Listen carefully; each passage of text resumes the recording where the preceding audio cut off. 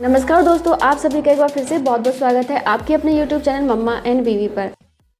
दोस्तों मेरे पास कुछ कमेंट जो बार बार आते रहते हैं और वो ये है कि गर्भधारण कैसे होता है, स्पर्म अंडे से कैसे मिल जाता है और इसके अलावा अंडा कैसे बनता है, स्पर्म कैसे बनता है, वो दोनों कैसे मिल जाते हैं, महिलाओं में एक्स होता है और पुरुषों में जो है एक्स वाई क्रोमोसोम्स होता है, उनका क्या मतलब होता है। इसी टाइप की बहुत सारी बातें जो है मेरे पास कमेंट के रूप में आती हैं और मुझे कहा जाता है कि इसमें मैं वीडियो बनाऊं। वैसे तो मैं इसे वीडियो बनाने के चक्कर में थी नहीं, लेकिन क्योंकि इंडिया में सेक्स एजुकेशन की बहुत ज़्यादा ज़रूरत है और बहुत सारे लोगों को इसके बारे में पता नहीं होता और वो जानना चाहते हैं। दोस्तों मुझे लगता है इसमें कोई गलत भी नहीं है, क्योंकि जब हमारी भारत सरकार हमारे स्कूल में इन चीज़ों को बढ़ावा मिल रहा है तो हम भी क्यों ना थोड़ा बहुत इसके बारे में आप लोगों को बताएं ताकि आप लोगों को जानकारी हो सके। तो चलिए आज हम आपको इसी के बारे में बताने वाले हैं। हो सकता है कुछ लोग गलत बोलें, क्योंकि बहुत लोगों की आदत होती है गलत बोलने की। जिनको लग रहा है वो उनकी इच्छा है, जिनको इस वीडियो की ज़रूरत है, जिनको जिस नॉलेज की ज़रूरत है, मैं कोशिश करूंगी कि उनको वो नॉलेज मिल सके। तो दोस्तों आज हम इसी के बारे में बात करने वाले हैं, तो चलिए अपना वीडियो स्टार्ट करते हैं। दोस्तों सबसे पहले आप लोगों को महिला और पुरुष के रिप्रोडक्टिव अंगों के बारे में पता होना चाहिए। दोस्तों कौन सा रिप्रोडक्टिव अंग बच्चे के जन्म में कैसे भूमिका निभाता है, इसके बारे में चलिए जानते हैं। दोस्तों महिला के शरीर में रिप्रोडक्टिव अंगों में गर्भाशय यानी कि बच्चेदानी, ओवरीज यानी कि अंडाशय, फेलिपियन ट्यूब, यूट्रस, वजाइना शामिल हैं। दोस्तों पुरुषों की बात करें तो पुरुषों में मौजूद स्पर्म वो सेल हैं जो बच्चे पैदा करने में मदद करता है। ये वीर्य कोर्स यानी कि टेस्टिस में बनते हैं। दोस्तों बच्चेदानी गर्भ के निचले हिस्से में होती है, इसके दोनों तरफ ओवरी होती है और जो फेलिपियन ट्यूब से जुड़ी होती है। दोस्तों अंडाशय अंडों यानी कि डिम से भरे हुए होते हैं, जो हर लड़की जन्म के साथ लेकर ही पैदा होती है। दोस्तों एक बात आपको जानकर काफ़ी आश्चर्य होगा, जब एक महिला पैदा होती है यानी कि जब छोटी सी बच्ची रहती है तभी वो लगभग 10 से लेकर 20 लाख अंडों के साथ पैदा होती है। बहुत सारे अंडे तो तुरंत ही खत्म हो जाते हैं और बाकी बचे हुए अंडे भी बड़े होने के साथ साथ कम होते जाते हैं। दोस्तों एक बात तो आप जानते होंगे कि महिलाओं को पीरियड होने के बाद ओव्यूलेशन होता है, जिसमें कि अंडा ओव्यूलेट होता है। एक महिला अपने पीरियड से लेकर यानी कि माहवारी से लेकर मेनोपॉज यानी कि जब उनका पीरियड आना बंद हो जाता है तब तक करीब 400 अंडे जारी करती हैं। दोस्तों हर मासिक चक्र के दौरान महिला की माहवारी के कुछ समय बाद 1 से 3 अंडे महिला के किसी एक अंडाशय में परिपक्व होना शुरू हो जाते हैं। इसके बाद सर्वाधिक परिपक्व अंडा जारी कर दिया जाता है। इस प्रक्रिया को ओव्यूलेशन यानी कि डिम्बो उत्सर्जन कहा जाता है। दोस्तों यह डिम यानी कि जो अंडा होता है वो निकटतम डिम्बावाही नालिका यानी कि फेलिपियन ट्यूब के ट्यूलिप आकार के मुख द्वारा खींच लिया जाता है। दोस्तों महिला के शरीर में 2 डिम्बवाही नलिकाएं होती हैं यानी कि 2 फेलिपियन ट्यूब होती हैं। इनमें से प्रत्येक की लंबाई लगभग 10 सेंटीमीटर होती हैं और ये अंडाशय से होकर गर्भाशय तक जाती हैं। ओव्यूलेशन आमतौर पर महिला के अगले पीरियड आने से 12 से 14 दिन पहले होता है और दोस्तों ओव्यूलेशन का एकदम सटीक समय आपके मासिक चक्र की अवधि पर निर्भर करता है।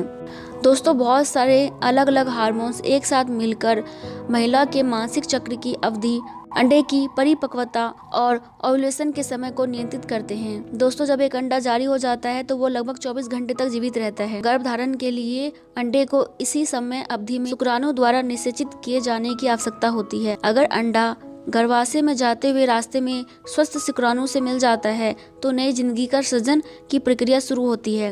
यदि ऐसा नहीं होता तो अंडा गर्भाशय तक जाकर अपनी यात्रा समाप्त कर देता है और विघटित हो जाता है। अगर महिला का गर्भधारण नहीं हुआ है तो अंडाशय एस्ट्रोजन और प्रोजेस्टेरोन बनाना बंद कर देती है। ये वो 2 हार्मोन हैं जो गर्भावस्था को बरकरार रखने में मदद करते हैं। जब इन हार्मोन का स्तर घट जाता है तो गर्भाशय की मोटी परत माहवारी के दौरान निकल जाती है, साथ ही अनिषेचित अंडे के अवशेष भी उसी समय निकलते हैं। दोस्तों ये तो बात हो गई कि महिलाओं के शरीर में अंडे कैसे बनते हैं, उनके शरीर में बच्चे के लिए कौन कौन से अंग होते हैं। अब हम बात करने वाले हैं पुरुषों के शरीर के बारे में, यानी कि उनके शरीर में शुक्राणु कैसे बनते हैं।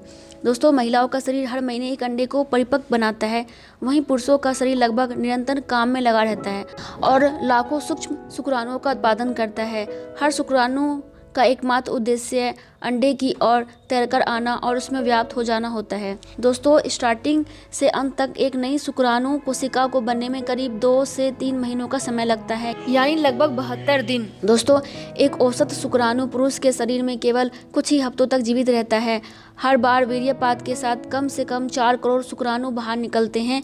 इसका मतलब यह है कि पुरुषों को अपने व्यस्क जीवन के दौरान नियमित तौर पर शुक्राणुओं का उत्पादन करते रहना होता है। दोस्तों, जो हार्मोन महिलाओं में ओव्यूलेशन को नियंत्रित करते हैं, वो ही पुरुषों में टेस्टोस्टेरोन बनाने की प्रक्रिया को उत्तेजित करते हैं। टेस्टोस्टेरोन हार्मोन पुरुषों में शुक्राणुओं के उत्पादन के लिए जिम्मेदार होता है। दोस्तों, शुक्राणुओं का उत्पादन वीर्य कोष में शुरू होता है। वीर्य कोष लिंग के नीचे अंडकोशीय थैली में 2 ग्रंथियां होती हैं।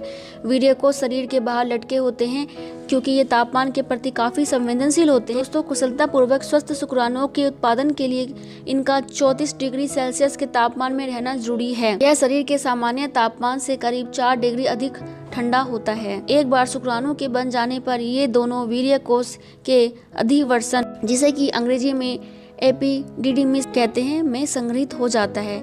यह एक 6 मीटर लंबी लच्छेदार नलिका होती है। वीर्यपात से बिल्कुल पहले शुक्राणु ऊपर की तरफ आकर वीर्य में मिल जाते हैं। लाखों शुक्राणुओं के उत्पादन और हर वीर्यपात के साथ इनके बाहर आने के बावजूद केवल एक शुक्राणु ही हर अंडे को निषेचित कर सकता है।